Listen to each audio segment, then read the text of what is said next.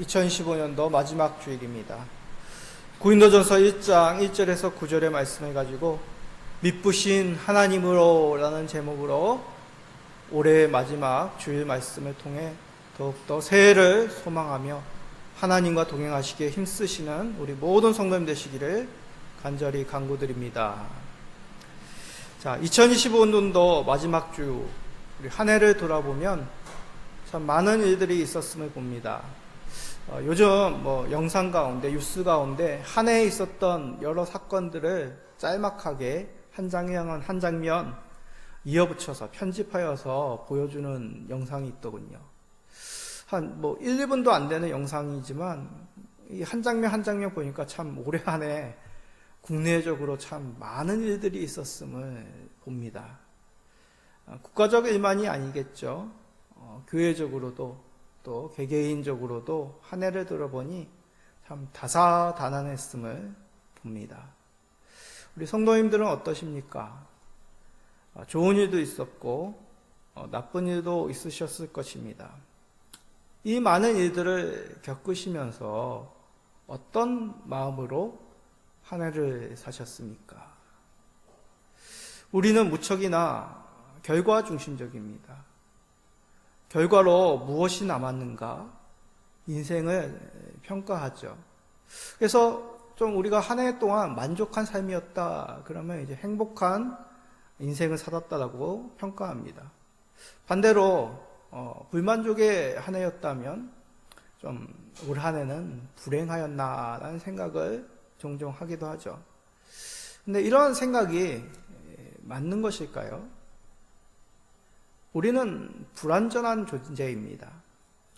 주 하나님 앞에 설 때까지 성화를 계속 이루어야 될 우리의 죄된 본성이 있죠. 이런 미완성 존재이기 때문에 우리는 매일매일 하루하루 깨지고 또 회복되고 이런 반복된 삶을 살아야 됩니다. 그래야 최종적으로 주 예수께서 오시는 날 우리가 새로운 육체로 하나님 앞에 부활하여 그리스도 앞에 하나님의 성품을 완전하게 우리가 이루게 되는 것이죠. 그럼에도 하나님께서 우리를 가리켜 미완성 존재이다 라고 말씀하시지 않냐고 나의 자녀다. 하나님의 백성으로 우리를 부르셨습니다. 그 이유 우리의 행위, 우리의 삶의 결과로 판단하시지 않기 때문이죠. 예수 그리스도 그가 행하신 놀라운 은혜로 말미암아 우리를 하나님 자녀로서 우리를 맞아주셨습니다. 그러기에 우리는 결과가 부족하여도 감히 하나님 백성으로 살아갈 수가 있는 것이죠. 오늘 성경 본문이 이것을 우리에게 잘 말씀하고 있습니다. 말씀이 배경이 되는 이 고린도 교회는 이게 교회인가 생각할 정도로 참 흠이 많은 부족한 교회였습니다. 그럼에도 하나님은 사도 바울을 통해 이들을 부르셨다라고 말씀합니다. 그리고 다시 한번 이들에게 너희는 어떠한 존재인지를 깨닫게 하시고 앞으로 살아가야 할 삶의 방향을 말씀하시죠. 우리가 한 해를 돌아보며 낭망하지 않고 더욱 삶을 살아갈 수 있는 이유 바로 이 말씀 속에서 얻습니다. 오늘 말씀을 통해 부족한 우리가 어떻게 하나님 백성으로서 살아갈 수 있는지 어떻게 우리가 새해를 소망하며 바라볼 수 있는지를 살펴봅시다. 그리하여 결과보다 하나님이 주시는 은혜로 말미암아 새해를 맞이하시는 우리 모든 성도님 되시기를 간절히 간구드립니다. 자, 오늘 말씀을 이해하려면 먼저 이 고린도 도시라는 이 도시의 특색을 보아야 됩니다. 이 도시와 그곳에 세워진 고린도 교회 그리고 바울의 관계를 잘 알아야지 이 본문의 말씀을 잘 이해할 수 있습니다. 이 고린도 도시는 유럽 그리스에 있는 그 당시 신흥무역 도시였습니다. 로마와 아시아를 잇는 중요한 무역항이었습니다. 그렇기에 이 고린도 도시는 활발한 무역의 거래로 인해서 경제적인 윤택함이 있었습니다.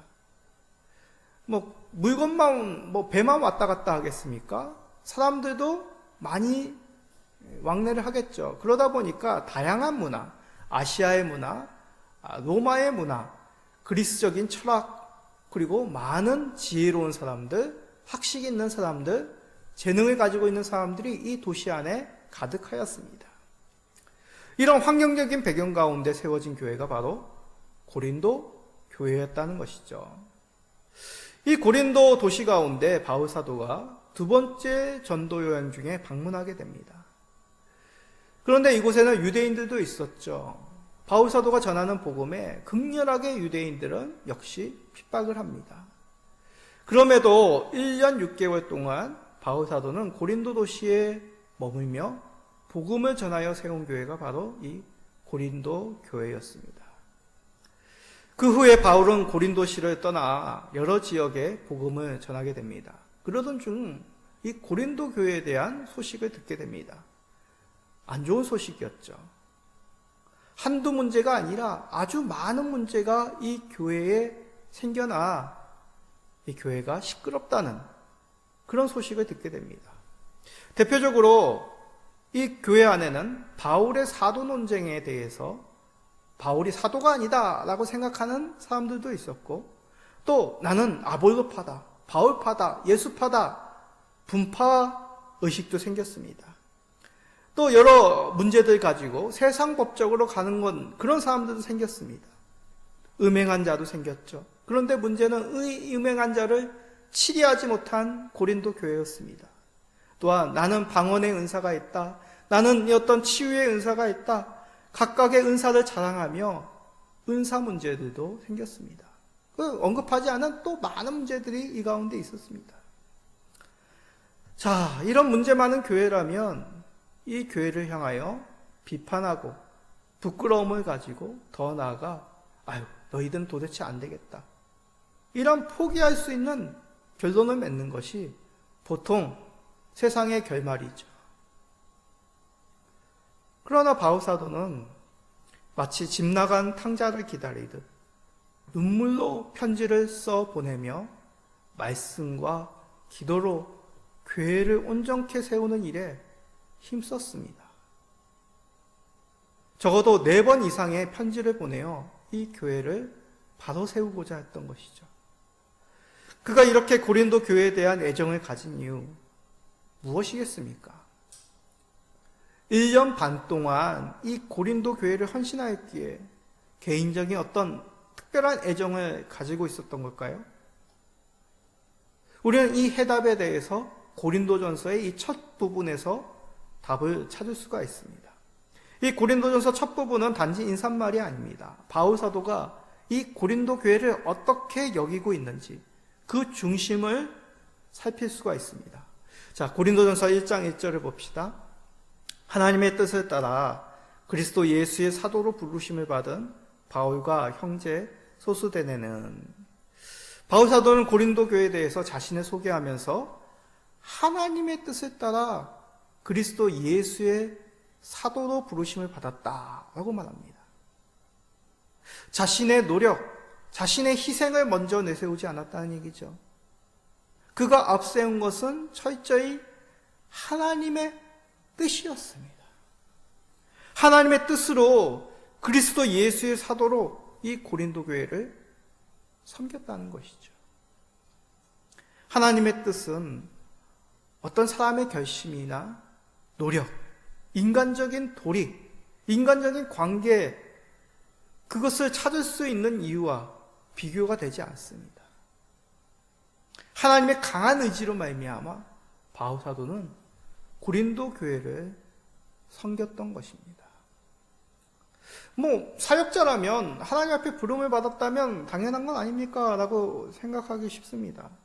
그러나 이 당연한 하나님의 부르심으로 견고히 붙잡는 것, 주의 몸 되신 이 교회, 우리가 하나님의 백성으로서 살아가는 이 자녀됨의 핵심이란 것이죠. 내가 왜 세상에서 교회에 힘들게 믿음 생활하고 있느냐? 그것에 대한 답이 됩니다. 하나님의 강한 의지로 우리를 이 하나님의 몸 되신 교회에 부르셨다는 얘기죠. 우리가 하나님의 자녀로 살아가는 이유, 내가 스스로 선택해서가 아니라 하나님의 뜻으로 우리를 맞이하셨기 때문입니다. 그러기에 우리는 나의 생각이나 내 감정보다 하나님의 뜻, 하나님의 계획을 바라보아야 된다는 얘기죠. 만약 바울 사도가 인간적인 감정으로 고린도 교회를 바라보았다면 그는 바른 말씀과 주의 마음으로 이들을 바르게 인도하지 못하였을 것입니다. 사람은 누구나가 자신의 바라는 대로 이루어지지 않으면 화가 나기 마련이죠. 왜 내 말대로 하지 않는 거야? 거듭거듭 권면했지만 따르지 않으면 절망하기도 합니다. 그것이 아니라 하나님의 뜻, 분명한 하나님의 대의를 마음속에 생기다면 우리는 어떤 어려움이 있더라도 결과로 인하여서 흔들리는 것이 아니라 더욱 의연하게 하나님의 뜻으로서 살아가게 된다는 얘기죠. 저는 이것을 진실이란 단어로 표현하고 싶습니다. 바울 사도는 하나님 앞에서 진실되게 고린도 교회를 섬겼던 것이죠. 그러기에 이 교회를 바르게 인도할 수 있었던 겁니다. 영혼에 대한 진실함, 교회에 대한 진실함, 이 영혼에 대한, 교회에 대한, 우리에 대한 그 진실함, 우리 예수님이 분명하게 보여주셨습니다. 자, 누가복음 10장 21절입니다. 그때 예수께서 성령으로 기뻐하시며 이르시되 천재의 주시이신 아버지여 이것을 지혜롭고 슬기 있는 자들에게는 숨기시고 어린 아이들에게는 나타내심을 감사하나이다. 옳소이다. 이렇게 된 것이 아버지의 뜻이니이다. 예수님이 뭐라 말씀하십니까? 예수님이 하나님 되심, 그리스도 되심을 나타나게 하신 그 하나님의 뜻, 세상에 명망 있고 권세 있는 그런 세상에 지혜 있는 자들이 아니라, 슬기 있는 자들이 아니라 부족하지만 뭔가 참으로 세상 속에서 흠이 있지만 이 제자들에게, 어린아이와 같은 믿음을 가진 이 제자들에게 나타내심, 그것은 아버지 하나님의 뜻입니다 라고 그렇게 감사기도 하였습니다.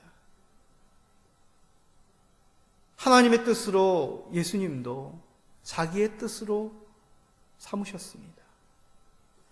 아버지의 뜻이 곧 자기의 뜻이고 기꺼이 죄인을 위하여 십자가에 질 수 있는 하나님의 뜻으로 삼으셨던 것이죠. 하나님의 친아들인 예수님도 아버지의 뜻에 부름받아 이렇게 십자가의 사역, 구원의 사역을 이루셨다면 양자인 우리는 어떻게 하는 것이 옳다고 생각하십니까? 이것은 단지 교회 안에서만의 이야기가 아니죠. 우리가 하나님의 자녀로 살아가며 우리는 하나님의 아버지의 뜻으로 부름을 받았음을 기억하고 있어야 됩니다. 우리가 하나님의 뜻으로 부름을 받았다는 이 사실 속에 어떠한 실망스러운 환경 속에서도 넉넉히 살아가게 되는 것이죠. 아버지 하나님께서 그의 뜻으로 우리를 부르셨구나. 우리를 붙잡고 계시구나. 그러니 우리의 부족함, 실망함 포기하지 아니하시는 그 아버지의 하나님의 뜻으로 우리는 새해를 맞이하게 됩니다. 우리 하나님은 오늘 말씀의 제목처럼 미쁘시기 때문입니다. 미쁘시다는 얘기는 신실하다는 얘기죠. 믿음직스럽다는 뜻입니다. 우리가 하나의 결과에 낭망하지 말고 신실하신 하나님을 바라보심으로써 더욱 우리가 가야 할 성도다운 그 믿음의 길을 더욱 견고히 가시는 우리 모든 성도님 되시기를 간절히 간구드립니다. 그러면 우리가 하나님의 뜻으로 부름을 받아 주의 백성으로서 성도로서 살아간다면 우리의 삶은, 앞으로의 삶은 어떠해야 될까요? 바울 사도가 어떤 당부를 하는지를 보므로 우리가 살아가야 할 그 삶의 모습, 그 답을 찾을 수 있습니다. 자, 고린도전서 1장 2절을 봅시다. 고린도에 있는 하나님의 교회 곧 그리스도 예수 안에서 거룩하여지고 성도라 부르심을 받은 자들과 또 각처에서 우리 주 곧 그들과 우리의 주 되신 예수 그리스도의 이름을 부르는 모든 자들에게, 이 또한 우리가 잘 알고 있는 말씀입니다. 그리스도 예수 안에서 거룩하여진 성도라고 부르시죠. 우리가 세상 가운데 불러 모여진 것, 주 예수 그리스도의 이름을 부르는 자들로서 우리를 맞아주셨습니다. 우리가 일반 세상 사람과 구분되는 것 무엇입니까? 세상 단체와 이 교회가 구별되는 이유가 무엇입니까? 그리스도 예수 안에 있기 때문이죠. 다른 세상 단체도 얼마든지 화합하고 웃고 기뻐합니다. 요즘은 봉사단체, NGO 그런 단체에서 교회보다도 더 많은 영향력으로 어려운 사람, 어두운 곳을 섬겨나갑니다. 이런 것은 교회 안에 있는 속성 중에 하나입니다. 그러나 교회와 세상을 구분짓는, 성도와 일반인을 구분짓는 중요한 본질은 아니라는 얘기죠. 우리가 세상과 구별된 가장 큰 그 본질, 바로 예수 그리스도 안에 있기 때문입니다. 그러면 질문이 생기죠. 그리스도 예수 안에 있는 게 도대체 무슨 말입니까? 자, 그 유명한 요한복음 15장 4절 한번 다 같이 읽어봅시다. 내 안에 거하라, 나도 너희 안에 거하리라. 가지가 포도나무에 붙어 있지 아니하며 스스로 열매를 맺을 수 없음같이 너희도 내 안에 있지 아니하면 그러하리라. 유명한 포도나무와 가지의 비유이죠. 예수님은 포도나무고 우리는 가지입니다. 가지는 포도나무에 붙어 있어야지만 살아서 열매를 맺게 되죠. 붙어 있다는 것이 무엇입니까? 한 몸 이루었다는 뜻입니다. 예수님 안에 우리가 거하며 우리 안에 예수님이 함께 하심이 바로 그리스도와 우리가 하나 되었다는 뜻이죠. 우리가 지난주에 임마누엘의 뜻에 대해서 듣지 않았습니까? 하나님이 우리와 함께 하시는 그 약속의 성취가 누구시라고요? 예수 그리스도입니다. 그러게 중요한 것, 우리가 예수 안에 거하고 있느냐입니다. 포도나무 비유에서 같이 우리가 포도나무에 붙어있지 않는 가지처럼 말라 열매 맺지 못하는 것, 그리스도 안에 거하지 못하면 그렇게 우리는 쓸모없는 존재가 된다는 얘기죠. 세상과 별반 차이가 없게 된다는 뜻입니다. 다시 말해서 고린도 교회의 많은 문제, 결국 예수 안에 거하지 않는 성도, 교회였기 때문이란 것이죠. 그들은 예수 안이 아니라 고린도 도시의 윤택한 물질, 다양한 세상 철학, 문화가 이들 안에 자리 잡고 있었습니다. 포도나무에 붙어 있지 않는 가지와 같이 이들 안에 예수님보다 다른 무엇인가가 더 가득하였기 때문에 이런 책망받는 부족한 모습이 된 것이죠. 우리는 어떻습니까? 한 해를 돌아보며 실망한 이유, 혹시 우리의 계획, 우리의 생각대로 이루어지지 않아서입니까? 저부터 회개가 됩니다.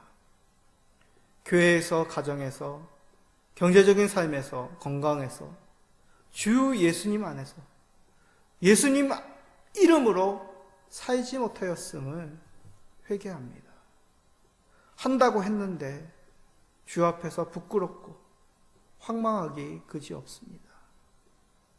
주여 예수님의 이름으로 용서하여 주시고 새해에는 그리스도 안에서 그리스도로 말미암아 주 예수의 이름으로만 살게 하여 주옵소서. 주 예수님 아니면 저는 살아갈 수 없습니다. 아무런 힘이 없습니다. 아무런 소망을 품을 수 없습니다. 그러니 목숨 걸고 예수님 안에서 살게 하여 주옵소서. 성도님들도 같은 기도 제목으로 더욱 주 예수 안에서 거룩한 성도로 살아가기에 힘쓰시는 우리 모든 성도님 되시기를 간절히 소망드립니다. 자, 그러면 우리가 이 신실하신 하나님의 부르심으로 우리 주 예수 그리스도 이름 안에 거하게 되면 어떠한 복이 있을까요? 포도나무가 예수님 가지, 그 포도나무에 붙어있는 가지가 어떠한 풍성한 열매를 맺게 되겠습니까? 자, 고린도전서 1장 3절은 이렇게 말합니다. 하나님 우리 아버지와 주 예수 그리스도로부터 은혜와 평강이 있기를 원하노라. 교회와 성도들이 그리스도 예수 안에서 은혜와 평강이 있기를 기도합니다. 바꿔 말하면 교회에 은혜가 있고 성도의 삶에 평강이 있으려면 그리스도께서, 우리 예수님께서 주셔야 된다는 뜻입니다.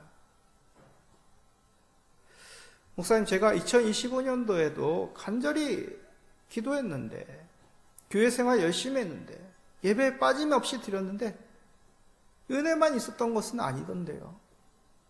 삶의 평강만이 아니라 말할 수 없는 환난도 있었습니다. 왜 예수님은 은혜와 평강을 저에게 주시지 않을까요? 이런 질문을 혹시 우리가 가질 수 있습니다. 근데 우리가 주의 깊게 새겨야 할 것, 예수는 곧 이 땅에서 아무런 고통 없는, 아무런 부족함이 없는 만능 열쇠가 된다는 뜻이 결코 아닙니다. 우리가 살아갈 은혜, 평강이 어디서부터 오느냐? 바로 예수 그리스도가 근원이고 우리에게 은혜와 평강을 주시는 주이시라는 것을 말씀하는 것이죠. 결코 물질이나 권세, 세상이 아닙니다. 다른 무엇인가가 아닙니다. 우리는 그리스도 예수만으로 은혜와 평강을 누릴 수 있다는 얘기죠. 이런 말은 오해가 됩니다. 그러면 세상의 것, 세상의 모든 삶, 가치는 부정하자는 뜻인가요? 그러면 세상은 무엇입니까? 우리는 세상의 삶, 세상의 가치를 어떻게 여겨야 됩니까? 자, 이것에서 고린도 교회와 성도의 부족함을 우리가 엿보게 됩니다. 앞에서도 고린도 교회는 다양하고 화려한 도시, 이 고린도 도시 가운데 세워졌다고 하였습니다. 고린도 도시는 학문과 문화에 아주 많은 은사와 영향력이 있는 도시였죠. 그러기에 이 고린도 교회의 성도들 또한 언변과 지식에 탁월했습니다. 그런데 이들은 가지고 있는 것, 자신에게 있는 그 지혜, 자신들이 가지고 있는 그 물질, 철학들, 그 지식들, 다양한 은사를 어떻게 사용했습니까?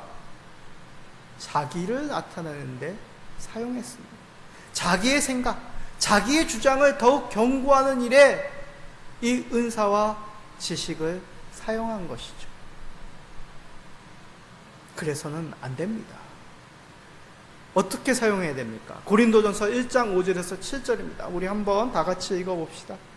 이는 너희가 그 안에서 모든 일, 곧 모든 언변과 모든 지식의 풍족함으로 그리스도의 증거가 너희 중에 견고하게 되어 너희가 모든 은사의 부족함이 없이 우리 주 예수 그리스도의 나타나심을 기다림이라.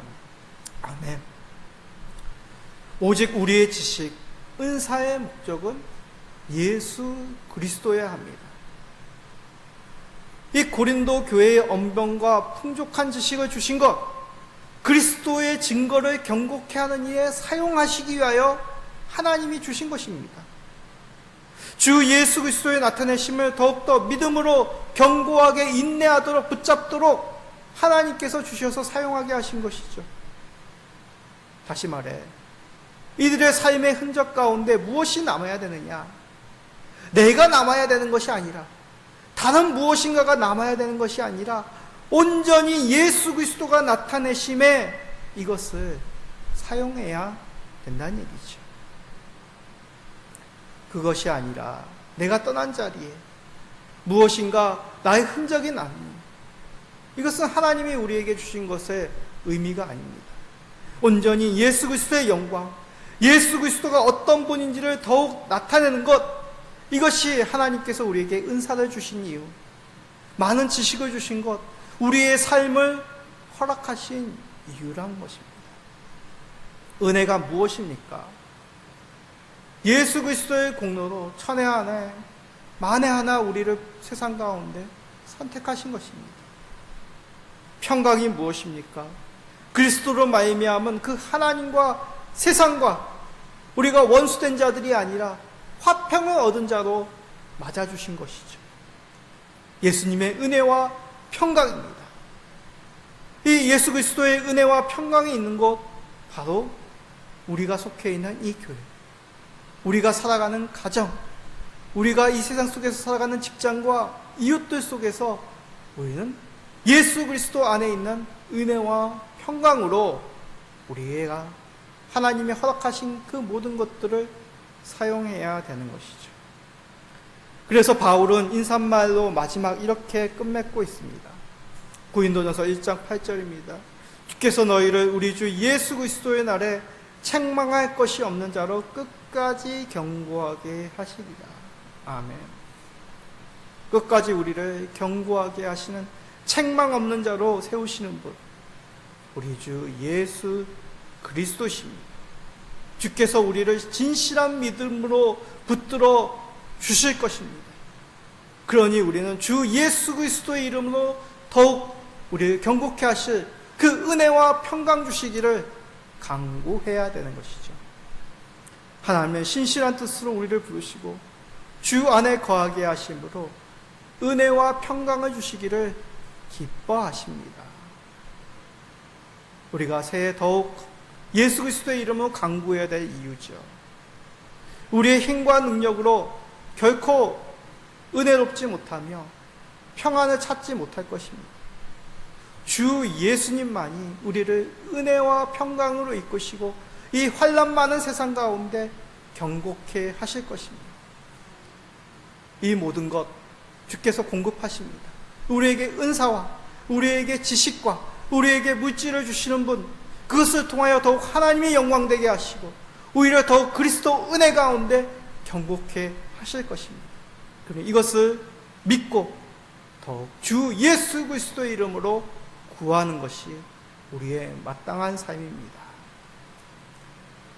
혹시 2025년도가 무너진 예루살렘 성벽과 같이 세상의 여러 일들로 무너졌다고 생각하십니까?